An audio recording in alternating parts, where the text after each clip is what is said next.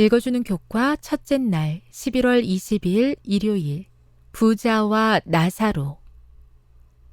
누가복음 16장 19에서 31절을 읽어보라. 이 이야기가 사후세계에 관한 문자적인 묘사가 아닌 이유는 무엇인가?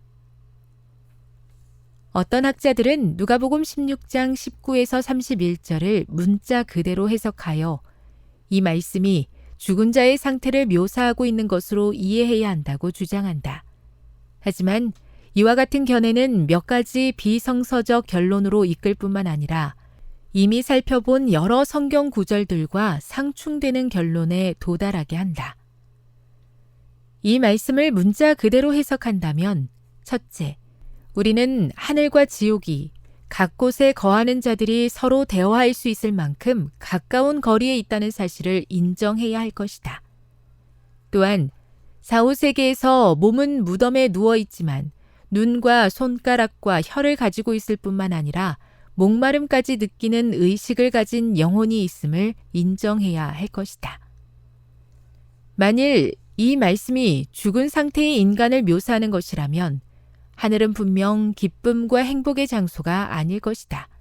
왜냐하면 구원받은 자들이 자신들의 사랑하는 사람들의 끝없는 고통을 가까이에서 지켜볼 뿐만 아니라 심지어 대화까지 하게 되기 때문이다. 어머니가 사랑하는 자녀의 쉼없는 고통을 지켜보면서 어떻게 행복할 수 있단 말인가? 그런 상태에서는 슬픔도 없고 눈물도 없으며 고통도 없을 것이라고 하신 하나님의 약속이 성취될 수 없을 것이다. 이와 같은 모순으로 인해 많은 현대 성경학자들은 부자와 나사로에 관한 이야기는 단지 비유일 뿐 이야기의 모든 부분을 문자 그대로 받아들일 수는 없는 것으로 여긴다. 조지 이 레드는 비록 재림교인은 아니지만 다음의 말을 통해 마치 재림교인인 것처럼 이야기한다. 이 이야기는 당시 유대인들이 갖고 있던 생각을 이용한 비유로서 죽은 자의 상태를 가르치기 위해 기록된 것이 아니다. 부자와 나사로의 비유는 잘 갖춰 입은 부자와 헌데투성이의 나사로라 이름하는 거지 사이에 극명한 대조를 보여줌으로써 다음과 같은 교훈을 준다. 1. 현재의 신분이나 사회적 평가가 미래의 상급의 기준이 아니다. 2. 각 사람의 영원한 운명은 현재의 삶을 통해 결정되는 것으로서 사후에 뒤바뀔 수 없다. 교훈입니다. 부자와 나사로의 이야기는 중요한 영적 교훈을 주기 위한 비유다.